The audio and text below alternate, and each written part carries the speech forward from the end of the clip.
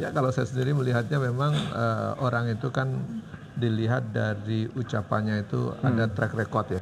Ya. Orang Indonesia itu mencatat ada beberapa pemimpin yang memang begitu.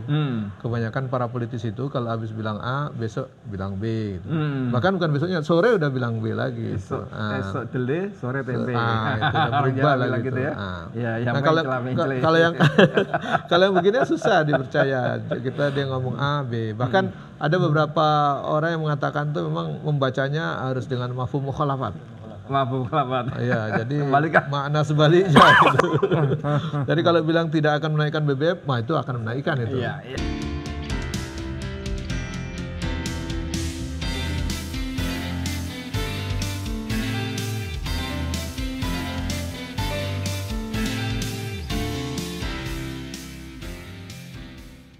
Assalamualaikum warahmatullahi wabarakatuh. Pemirsa Bincang Perubahan, kita akan mengambil tema tentang berita yang hari ini termuat di kompas.com. Temanya adalah Jokowi akan pulang kampung ke Solo setelah lengser. Kemudian akan menjadi rakyat biasa. Nah, untuk itu pada kesempatan kali ini hadir di tengah-tengah kita Bang Edi Mulyadi. Assalamualaikum, Bang. Waalaikumsalam warahmatullahi wabarakatuh. Kemudian Saya Edi Mulyadi, FNN juga tetap. Forum News Network. Masya Allah. Kemudian berikutnya adalah Wahyudi Al-Maroki. Ya, Assalamualaikum warahmatullahi wabarakatuh. Al-Maroki itu lahir di Merauke ya? Betul. Saya udah tahu, cuma biar penonton kita tahu juga. Baik. Pertama kepada Bang Edi dulu. Nah, satu sebelumnya saya mau kasih tahu dulu penonton ini collab. Nah, collab itu bukan kolaps ya, kolaborasi. Kolaborasi antara Bang Edi Channel dan Bincang Perubahan. Bincang Perubahan ya, Bintang Perubahan Channel ya namanya ya. Jadi nanti penonton Bang Edi Channel atau penonton Bincang Perubahan bisa saling menonton begitu. Nah, pertanyaan ini menarik sekali karena saya sebagai rakyat Indonesia, sorry ya, tangannya santai ini, lama saya juga santai ini.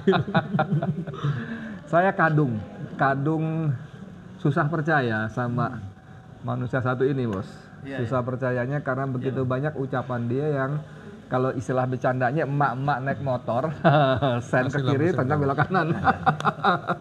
Gitu ya. Jadi banyak yang dia bilang A, prakteknya B, atau bahkan C, D, E, lebih jauh lagi.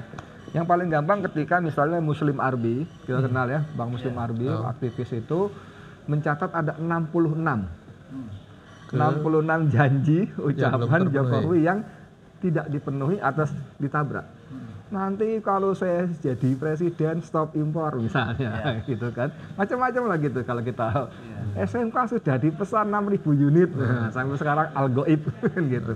Jadi ketika kita baca berita dia akan lengser, akan pulang ke Solo, akan menjadi rakyat biasa, akan aktivis lingkungan, ya kita terima sebagai berita biasa yang masa sih gitu. Gimana Bung Wahyudi? Iya. Ya kalau saya sendiri melihatnya memang orang itu kan dilihat dari ucapannya itu ada track record ya. Iya. Jadi kalau memang orang itu ucapannya dari A, bilang A sampai bertahun-tahun bilang A, faktanya benar, itu memang mudah kita pegang sebagai data yang bisa kita catat sebagai data akurat. Tapi kalau kebiasaan orang Indonesia itu mencatat ada beberapa pemimpin yang memang begitu. Kebanyakan para politisi itu kalau habis bilang A, besok bilang B. Gitu. Bahkan bukan besoknya, sore udah bilang B lagi. Esok dele, sore tempe. Itu udah berubah lah gitu. Ya. Nah, kalau yang begini susah dipercaya. Dia ngomong A, B. Bahkan ada beberapa orang yang mengatakan tuh memang membacanya harus dengan mafhum mukhalafat. Iya, jadi makna sebaliknya gitu. Jadi kalau bilang tidak akan menaikkan BBM, itu akan menaikkan itu. Iya. Kalau bilang pengen jadi rakyat biasa, berarti tanda tanya ini mau apa lagi gitu kira-kira gitu. Iya. Nah, menurut saya ini catatan kita dan pemimpin itu memang sebenarnya berat karena, jadi gini, Bung Wahyudi, ada statement ini kita bisa lihat pada dua hal. Pertama tadi, dia terbiasa mengucapkan sesuatu yang dia tidak lakukan. Dan kita mengalami hal ini minimal dari 10 tahun yang lalu. ya dia mengatakan ini perbuatannya begitu dan sebagainya. Kedua, itu gagah betul loh, dia mengatakan akan jadi aktivis lingkungan. Wah, itu dahsyat itu. Kalau kita baca berita-berita persiapan G20, bisa bergabung dengan Greenpeace. persiapan G20, dia beberapa hari yang lalu dia mengatakan serentak menanam pohon. Yaitu menjadi semacam tanda kutip percontohan dunia. Jadi dia nggak usah, waktu itu ada acara penanaman 350.000 batang pohon. Dalam pidatonya dia bilang tidak usah muluk-muluk 1 juta pohon, 1 miliar pohon. Kalau 390.000 pohon ini jadi, wah bla bla bla bla, luar biasa. Tapi lagi-lagi ini menjadi kontradiktif ketika dia mencanangkan food estate di Kalimantan. Yang banyak pohon dipotong. Pohon singkong. Ya. Pertama, ini harusnya secara akal sehat kita, ini programnya Menteri Pertanian. Tapi ternyata ditangani oleh Menteri Pertahanan. Beda dikit mungkin itu. Sama-sama ya. Tapi kemudian aktivis lingkungan menemukan bahwa pelaksana tugasnya itulah sebuah yayasan yang terafiliasi dengan Prabowo Subianto. Ini proyek bos, 1 juta hektar. Dan yang sudah dibabat hutan itu 600 hektar sekian. Yang sekarang 1-2 hari ini videonya viral, viral bahwa food exchange itu membuat climate exchange, mengganggu gitu, food estate tadi. Mengganggu Dan cuaca. itu 600 hektar hutan ditebang itu rata. Pertanyaannya pohonnya kemana? Itu nilai ekonomi tinggi. Dijual ke siapa? Siapa yang menikmati? Dan yang tidak kurang lagi itu tahun 2012 kalau nggak salah ya program itu. Dan itu singkong yang ditanam tuh gagal, semua kuntet dan banyak yang mati. Jadi itu perusakan lingkungan. Bagaimana dia bisa berpidato tentang menanam pohon, menanam aktif lingkungan kalau kebijakannya justru merusak lingkungan? Iya, itu karena pengaruh juga seorang pemimpin meletakkan seseorang ditugaskan tidak the right man on the right job. Itu. Jadi tadi harusnya menanam pohon diserahkan kepada menteri yang biasa ngurusi tanaman. Itu pangan loh, bahkan loh. Pangan. Jadi pertanian. Nah, ini malah disuruh pertahanan gitu. Pertahanan. Nah, akhirnya bisa jadi pohon tidak tumbuh gitu. Yang tumbuh yang lainnya gitu. Karena pohonnya untuk bertahan itu susah. Nah, ini bukan persoalan yang sederhana karena begitu melakukan perusakan lingkungan. Nah, ini kan dampaknya bukan hanya persoalan cuaca bukan, oksigen bukan, tapi bisa jadi bencana ke depannya. Dan itu sudah terjadi. Jadi di area sekitar situ itu bencana banjir sudah terjadi. Nanti bisa di googling kita cari, ada gampang bahwa penanaman 1 juta hektar food estate untuk singkong itu telah menyebabkan kerusakan lingkungan yang berakibat antara lain banjir di situ. Jadi gimana mungkin dia bisa dengan pede mengatakan pulang kampung jadi rakyat biasa, jadi aktivis lingkungan. Ini sesuatu yang bukan cuma langit dan bumi, tapi langit dan dasar sumur itu. Saya ingat Bang, di G20 tahun lalu dia bicara tentang menyelamatkan lingkungan gitu. Sementara di sini malah tadi makanya bacanya makna sebaliknya itu. seperti pemindahan ibu kota itu kan dampak lingkungannya bukan kecil itu. Contoh yang lain aja. Ada yang sensitif. Supaya mengingatkan. Memorinya kelihatan. Nggak apa-apa. Jadi memang itu dampak lingkungannya cukup besar untuk memindahkan sesuatu. Apalagi tadi dibilang pembukaan lahan dengan begitu luas, yang awalnya pohonnya ada di situ, kemudian pohonnya hilang, maka jadi cuaca berubah, oksigen kurang, apalagi tadi dibilang tadi faktor potensial bencana itu, baik banjir, longsor dan seterusnya. Ada teman beberapa hari ini intent ke saya ngajakin bisnis. Dia kirim bisnis kayu dia. Dia kirim 1 meter kubik kayu itu berapa juta, dikirim 1 kontainer 20 feet itu kira-kira 17 kubik sekian. Dan itu untung bersihnya 8 juta rupiah, 8,5 juta per kontainer. Per kontainer. Dikirim dari Kalimantan ke Tanjung Priuk. Dia ngajakin saya bolak-balik intens. Nah coba 8,5 juta untung per kontainer. Kalau 600 hektar berapa ribu kontainer tuh coba? Ditebang, rusak lingkungan, karena akan keanekaragaman hayati musnah. Ini kok bisa-bisanya orang Jawa bilang mentolo ya? Mentolo bisa. Tega. Bisa. Jadi aktivis lingkungan gitu. Atau mungkin itu juga untuk kepentingan rakyat dan negara. Ini kan Bapak ini yang lebih paham gitu. Rakyat dan negara yang mana? Nah, itu yang pertanyaan rakyat yang mana gitu. Ya.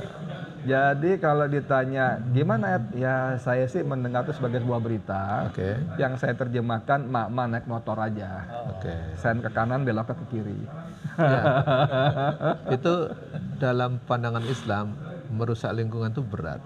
Bahkan dalam situasi perang pun menebang pohon aja dilarang. Apalagi dalam situasi tidak perang. Nah, ini menurut saya jauh sekali itu.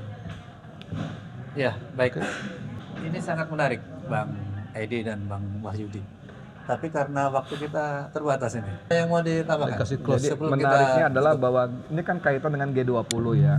G20 ini kan penting betul ketika ini sebuah forum sangat bergengsi, kepala negara dari 20 negara yang berpendapatan ekonomi tinggi, ber-GDP tinggi ya. Kemudian Putin mengabarkan tidak datang. Lalu Biden datang nggak tuh? Datang ya. Tapi yang menarik LBP, Luhut Binsar Panjaitan, Menteri atasi segala urusan. Berbagai urusan. Ini bercanda aja ya. Sorry omong Luhut ya. Tapi rakyat bilang Anda Menko ASU, atasi segala urusan ya. Itu sudah mengatakan kemungkinan nanti G20 ini tidak menghasilkan komunika apapun. Bayangkan saudara sekalian, ini ada anggaran bertriliun rupiah untuk sebuah event sangat bergengsi penting, dan tapi sudah diekspektasi tidak menghasilkan komunika apapun. Artinya komunika itu apa sih namanya pernyataan bersama. Pernyataan kesepakatan bersama yang sesungguhnya itu selalu menjadi apa sih namanya menjadi agenda utama dari setiap pertemuan. KTT ya. KTT sekarang apa sih? Konferensi tingkat tinggi. Konferensi tingkat tinggi. Dipersiapkan setahun yang lalu. Nah, jadi kasar untuk apa gitu? Lalu di sini kan menjadi ujian karena ini kan kita sebagai ketua presidensi G20. Ternyata di tengah situasi seperti ini menjadi bagian dari legacy yang mau nyebutnya apa? Gagal atau gimana nih? Saya nggak tahu nih orang pemerintahan nih. Ahli tata negara, ahli pemerintahan nih. Wahyudi Al-Maroki, Dr. MSI. Gimana nih? Iya, kalau pemimpin itu kan akan meninggalkan legacy. Legacy itu bekas catatan keberhasilan atau kerjaan dia. Jadi kalau di ujung-ujungnya tidak menghasilkan apa-apa atau bahkan menghasilkan hal yang sangat negatif bagi rakyat, itu akan dicatat di hati rakyat. Bahkan kalau dalam perspektif sampai ke lebih jauh dari catatan di dunia, di akhirat juga akan jadi masalah. Nah, itu menurut saya ini penting untuk catatan kita bahwa memang kehadiran kita di dunia ini tidak lama dan juga akan mencapai kita di akhirat itu bukan sekedar lewati di dunia tapi ada pertanggungjawabannya. Oleh karena sebelum berakhir kepemimpinan seseorang kita ingatkan supaya mengakhirnya dengan yang terbaik itu. Yang berikan kita sebut husnul khotimah. Akhir yang baik gitu ya, akhir yang baik. Jadi kalau dia berakhir di akhirnya nanti, maka dia harus membuat catatan yang terbaik di ujung-ujungnya itu. Dan ini saya pikir kesempatan terbaik lah kalau memang itu. Tapi ada catatan G20 tadi. G20 tadi kalau memang tidak dikategorikan sinyalnya ya, dikategorikan tidak akan menghasilkan komunika apapun, ngapain dikerjain dengan biaya yang begitu besar. Kemudian memang kita harus mengantisipasi juga bahaya bahwa memang G20 kalau dilaksanakan oleh negara-negara yang maju, tentu kepentingan negara-negara besarlah yang akan dominan dibanding kepentingan negara-negara kecil. Karena memang betul diwaspadai itu. Termasuk juga persoalan lingkungan kalau memang mereka tidak memperhatikan itu. Saya pikir di situ. Tapi berarti balik soal lingkungan tadi, kalau dia mengatakan lengser, ini kan menarik ya. Ketika kemarin-kemarin kita disodori wacana 3 periode. Sepertinya legowo ya. Ketika disodori kemungkinan wacana nambah panjang 3 tahun. Tiba-tiba dia bikin statement begitu kan semacam anti klimaks gitu. Tapi pada saat yang sama, gerakan-gerakan para pendukungnya untuk terus menyuarakan 3 periode, 3 tahun itu enggak berhenti gitu. Terus jalan. Terus jalan. Ini coba Pak moderator gimana nih? Gantian tanya. Ya Bang, tidak kan kemarin berapa partai yang kelihatan itu. Ketua umumnya sudah ngomong begitu itu. Iya. Tapi kan kayak Burhanuddin Muhtadi masih tetap dengan gerakan projonya Prabowo Jokowi, waktu Prabowo presiden Jokowi wapres. Masih tetap 3 periode segala macam ini. Tapi gimana? Apa tetap ini bagian dari fenomena mak-mak belok sen ke kanan, belok ke kiri, atau gimana? Memang fenomenanya begitu. itu menunjukkan apa? Pemimpin yang ucapan dan tindakannya berbeda. Nah, kalau dalam bahasa agamanya ini orang yang tidak sama ucapan dan tindakan. Dan salah satu ciri-ciri orang yang tidak konsisten itu ucapannya beda dengan tindakan. Tidak konsisten dalam bahasa agamanya, Pak. Ya, nifaq. Takut dia. Saya bantuin dalam Islam itu ciri-ciri orang Di munafik. antara ciri orang munafik itu ada 3. Ada 3. Nah, kalau berjanji dia dusta, kalau berjanji diingkari, kalau berkata dusta, dipercaya, kalau diberi kepercayaan dia khianat. Nah, itu. Ya tadi di antara ucapannya.